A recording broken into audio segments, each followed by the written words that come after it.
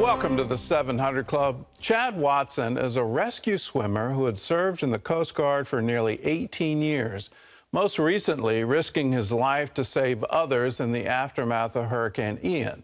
This hero, like hundreds of other service members, is facing discharge for refusal to take the COVID-19 vaccine. Well, the president has declared the pandemic over, so Republican lawmakers want to know why the vaccine mandate remains, especially since the Pentagon admits that a serious recruiting crisis is threatening our national security. Caitlin Burke reports. More than 2,500 members of the U.S. Coast Guard are on record refusing the COVID-19 vaccine. Many have been discharged, while others are still waiting on the official order. For those serving at Air Station Clearwater, Florida, they're spending the time they have left saving lives in search and rescue efforts following Hurricane Ian. It's what I signed up to do. I have a passion for this job. I love the people I work with, and I love the impact that we have on the people we serve, on the people we help. Chad Watson, a rescue swimmer in the U.S. Coast Guard, has served in the military for 18 years. With just 2 years left until retirement, he's now among those facing discharge. Weighing the risk versus gain, we're taught to do that our whole career. Well, the risk of getting COVID for me is very minimal with the effects that it has and what it can do to me, versus a vaccine where it was an unknown. So going back to the risk, why would I take an unknown risk when I know that there's minimal risk on something else? GOP lawmakers are pushing to save the jobs of people like Watson. The nature of and the effectiveness of the vaccine has evolved. It started with absolutely it stops the spread. I think it's pretty clear now that it doesn't stop the spread. It's more of a decision on what type of symptoms you want to incur or risk in your personal capacity, making it much more of a personal health decision. In a recent letter to Defense Secretary Lloyd Austin, Republicans on the House Armed Services Committee demanded answers on the status of the military's vaccine mandate. They point out that members of the armed forces are now one of only a few groups left in the executive branch still subject to termination for failure to take the vaccine. They also reference this statement from President Biden himself about the status of the pandemic. The pandemic is over. If you notice, no one's wearing masks. Everybody seems to be in pretty good shape. So far, no movement from the military. Watson says he hopes the DoD will reverse the decision, not only for his own career, but due to the strain more discharges would put on those still serving. In my job alone, we're understaffed by a lot. We're about 89% capacity of where we should be, and we're going to lose potentially 19 more from where we're currently at if they discharge us and release us from active duty. Republicans say this will be a top priority if they take back the House and Senate in November. In the meantime, they wait on answers from the Pentagon. Caitlin Burke, CBN News, Washington. Well, this is definitely one where the Pentagon needs to take a new look at this. You don't want to discharge someone 2 years before they're 20 years. That just doesn't make any sense. For those who don't want to take the vaccine, I could completely understand the risk, particularly in young men, of blood clotting and other issues related to the vaccine are very real and very tangible on the anti-vax side as well. Is it keeping up with all the variants? Someone I know, very dear to me, has gone through the initial vaccine, 2 boosters, and then the latest Omicron variant booster, and they still came down with COVID. So it's a light case. They're looking forward to a very quick recovery, but they still have it. The other side is if you're in one of the at-risk groups, if you're elderly, if you're overweight, if you have diabetes, well, then COVID can really cause some serious health problems up to including death. So should you get vaccinated? Well, that's, again, your personal health choice. And that's where it ought to lie. You make these personal decisions.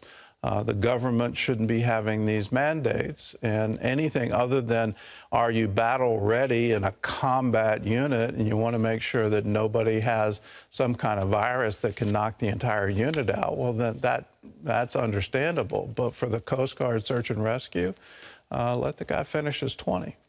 In other news, the Vanderbilt Pediatric Gender Clinic has now agreed to pause all transgender surgeries on minors. Let me underline, this is a pause, and I'm worried that one thing is going to be said publicly, but privately they still want to hold to these unbelievably extreme positions that you can't work there. I mean, it's incredible what came out. Well, John Jessup has more on that story from our CBN News Bureau in Washington. John? Thanks, Gordon. An official at Vanderbilt University Medical Center announced the pause in a letter to Tennessee State Representative Jason Zachary. Deputy CEO C. Wright Pinson wrote, "We are pausing gender affirmation surgeries on patients under 18 while we complete this review, which may take several months." The letter also states that VUMC allows employees to request exemptions from surgeries or procedures they deem morally questionable and does not condone discrimination against them. The letter follows the public release of a video showing a Vanderbilt professor telling staff that objecting to transgender medical care is, quote, problematic and should not be without consequences. In another video, a University Medical Center doctor detailed the financial incentives of transgender surgeries, raising concerns about harm to children, religious liberty, and financial incentives, and also leading to Tennessee's governor calling for an investigation into the clinic. Well, in Georgia, a new law protecting the unborn is also giving a financial break to families. The law not only recognizes life as soon as a heartbeat is detected, it also allows taxpayers to claim the embryos as dependents on their state taxes. CBN's Charlene Aaron has more on the measure and reaction to it. Following the Supreme Court's ruling overturning Roe, the Georgia Department of Revenue announced that residents can claim a personal exemption of $3,000 for each unborn child. Opponents argue the move opens up a host of problems, while supporters say it's creating a culture of life in the state. The new rule, called the Living Infants Fairness and Equality Act, or LIFE, recognizes an embryo as a human life as soon as a heartbeat is detected. The Georgia State Revenue Department offers this guidance. A taxpayer who has an unborn child or children on or after July 20th through December 31st, 2022, with a detectable human heartbeat may claim a dependent personal exemption in the amount of $3,000 for each unborn child on their 2022 tax return. The department goes on to say that, similar to other deductions, relevant medical records must be provided to support the dependent claim. Abortion proponents are slamming the policy. Lauren Growargo, manager of Stacey Abrams' gubernatorial campaign, tweeted, "So what happens when you claim your fetus as a dependent and then miscarry later in the pregnancy? You get investigated both for tax fraud and an illegal abortion?" While the Revenue Department has not clarified whether the law would apply to miscarriages, pro-lifers applaud the move. Elizabeth Reed is leadership director of Georgia Life Alliance, a group which lobbied legislators to approve the measure. I think this act and then other measures that we have worked really hard on here in Georgia provide a lot of wraparound services and support to the women who need it most, who are facing a crisis in their pregnancy. Reed hopes it shows struggling expectant mothers that there is help. Even if, the baby's father is not supportive, or maybe they don't have a supportive family network or support system, they're not alone. That they're going to have one through the pro-life movement, through the church, and through the state.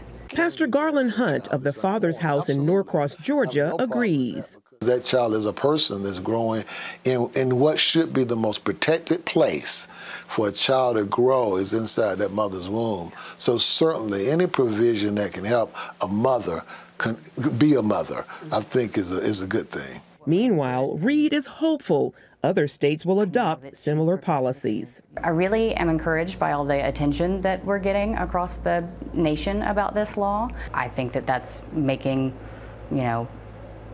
the case for our compelling interest in protecting and supporting life in the womb. Charlene Aaron, CBN News, Atlanta. All right, thank you, Charlene. Well, turning to the war in Europe, President Joe Biden is pledging to send advanced air defense systems to Ukraine amid more bombing today.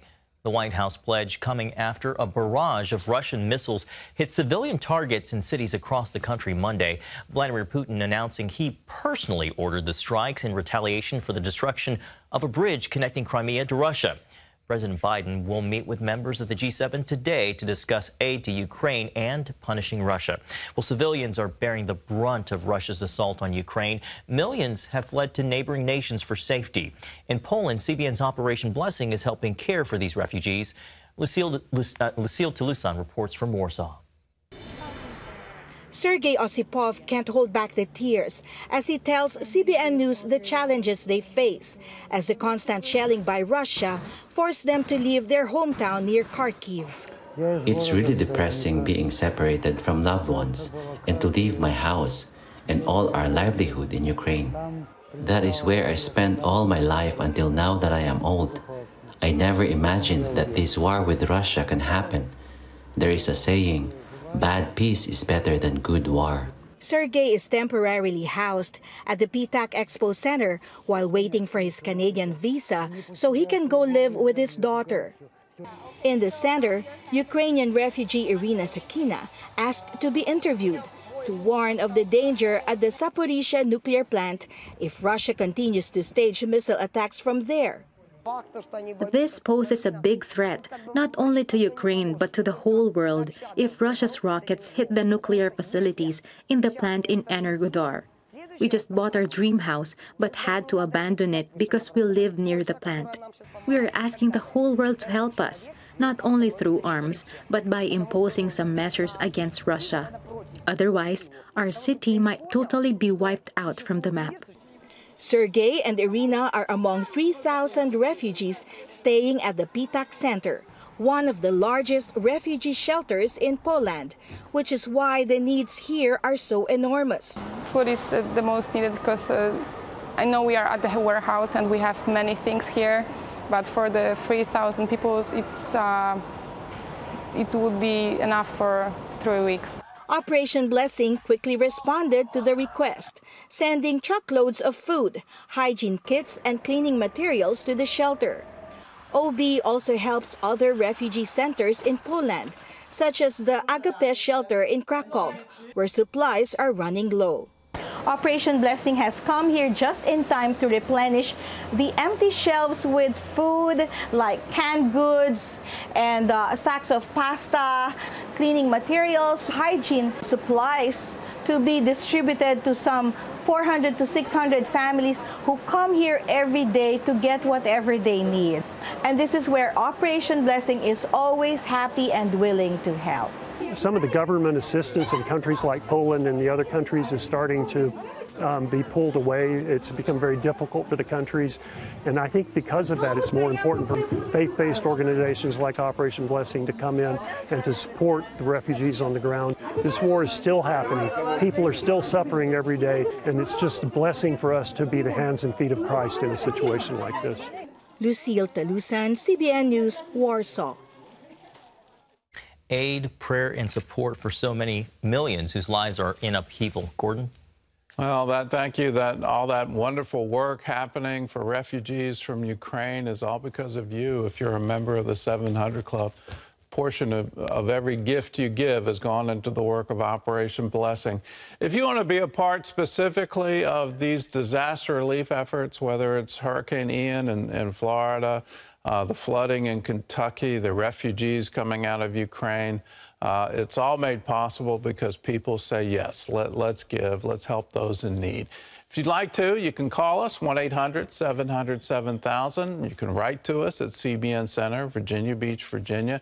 Just put Disaster Relief Fund in the memo line of a check, and your gift will go into that Disaster Relief Fund. There's another way where you can give online. There's a way you can designate there. You can also text OBDR to 71777. Be a part of it. Be a part of helping those in need.